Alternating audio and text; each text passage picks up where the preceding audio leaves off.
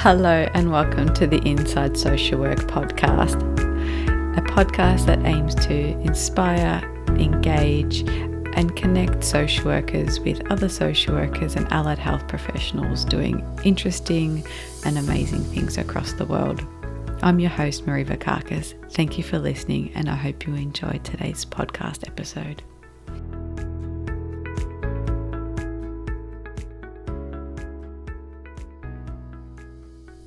Hello and welcome to another episode of the Inside Social Work podcast. We have hit over 50,000 downloads. I am so excited. Thank you so much. I really appreciate everybody listening to the podcast.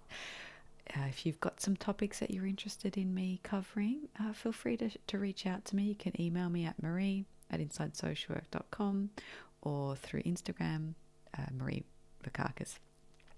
Today, I wanted to talk a bit about supervision and why it's so important. You'll have heard a lot of the guests talk about the importance of supervision, how it keeps them learning and engaged, and also as a tool to reduce burnout.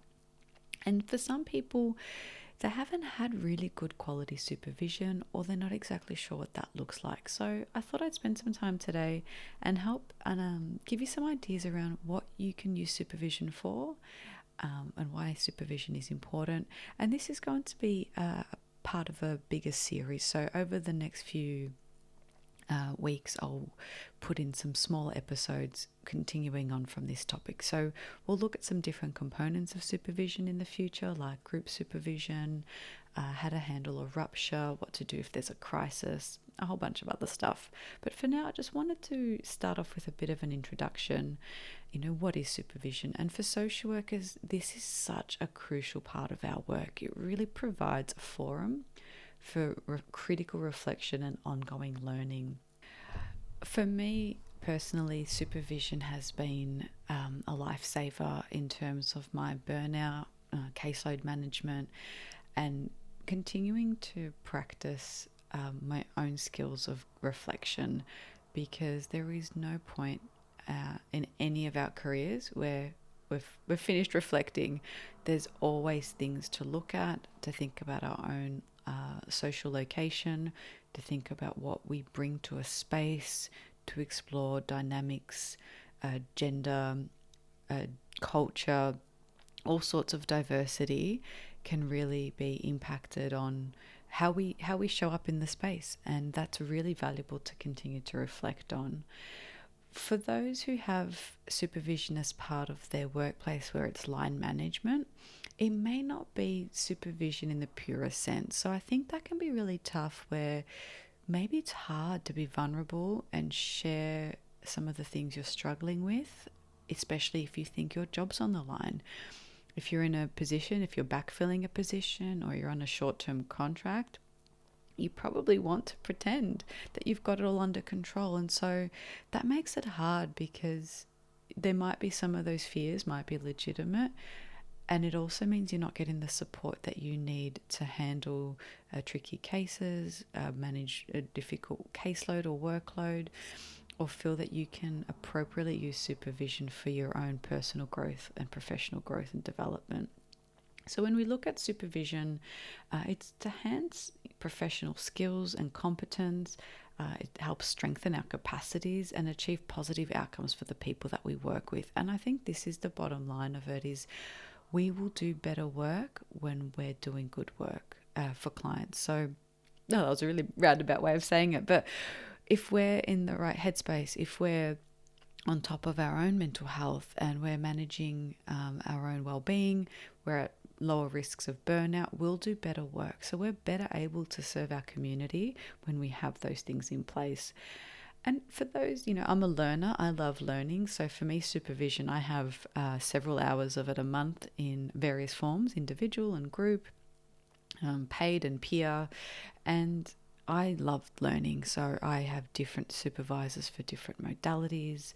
I like the connection. I like the learning from other people's experiences.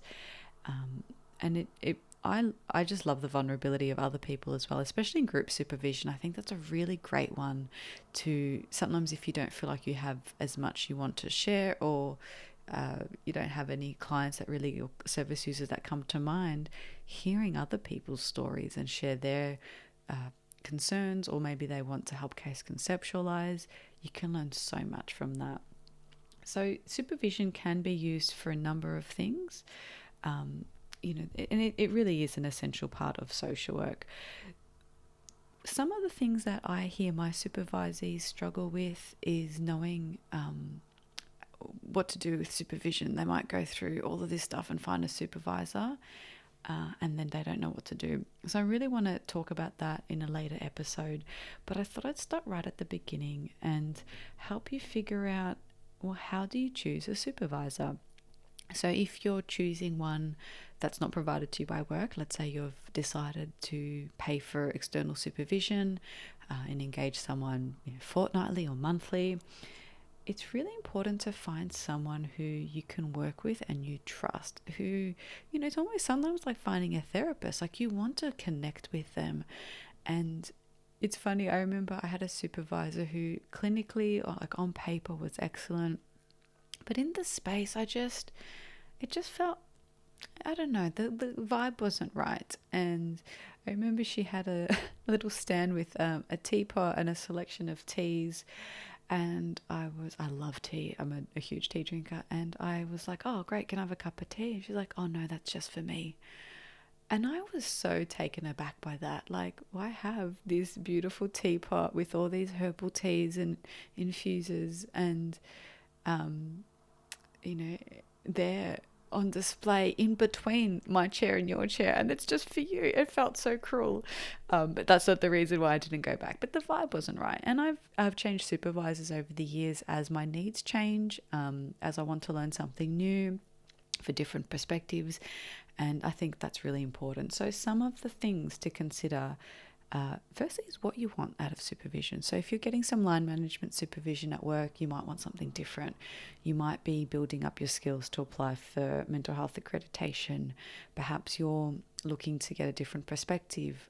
For those who work as the only social worker or one of only a few in a team, such as schools, for example, this might be a really important person for you to help you conceptualize things from a social work perspective, rather than maybe as an educator, or sometimes wellbeing teams are made up of leading teachers and other disciplines that may not be as useful in this specific area of supervision. So some of the things is to explore, look them up, check out their LinkedIn profile, websites, maybe ask for some referrals, see what they've put out there, see if you align with some of their things. Are they putting out content around, anti-oppressive practice or feminism, or are they showing a special interest in working with a particular population group, or neurodiversity, or family violence? Like, there might be things that you think that kind of suits me and fits in with what I want. So have a bit of a look, do a bit of investigating, look at their background and their work experience, and see if that matches what you're looking for. And if they don't have a lot of things listed on the internet, that's okay too. A lot of practitioners are really excellent practitioners, but maybe aren't as, or don't really prioritize putting up their credentials and building social media profiles and a presence there. So don't let that deter you. But you can ask them, do you have any, what's your experience? Do you have any areas of interest? You can ask them, what's their approach to supervision, because everyone has a different approach. Some are very structured, some will let you structure things, some are very free and fluid and, just take each session as they go. So if that's important to you, ask them, do they have a particular approach? How do they assist you to meet requirements of registration? So if you want to apply for that accredited mental health social worker status and register as that, just checking that they have the skills required to support you in that process, and then get a bit of a sense of, do they feel professional and knowledgeable? Are you both compatible? Is this a mentorship thing, or is it strictly supervision? How can you contact them between sessions? Will they provide references for you? So really kind of establishing some of that in those early sessions is really important. And then, is it convenient? Is it going to work? Do they have the capacity to take on new supervisees? Do they have the frequency that you're looking for? Do they also have groups or additional training that you might be interested in? Because sometimes you can really connect with someone's philosophy and someone's style and really want to absorb more of what they offer. And that might be something to look at as well. So I hope that's been helpful. This is part 1 of the series on supervision, and I'll put some of those prompt questions in the show notes. So hopefully that was helpful for you, and keep your ears and eyes out open and tuned in. I'm muddling all my words, but you know what I mean. Listen out for the rest of this series so you can listen to all of them and learn a little bit more around supervision. Thank you for listening. I hope you enjoyed today's podcast episode. The Inside Social Work podcast would like to acknowledge the traditional owners of the land on which we record this podcast today and pay our respects to elders past, present and emerging. Thank you for listening.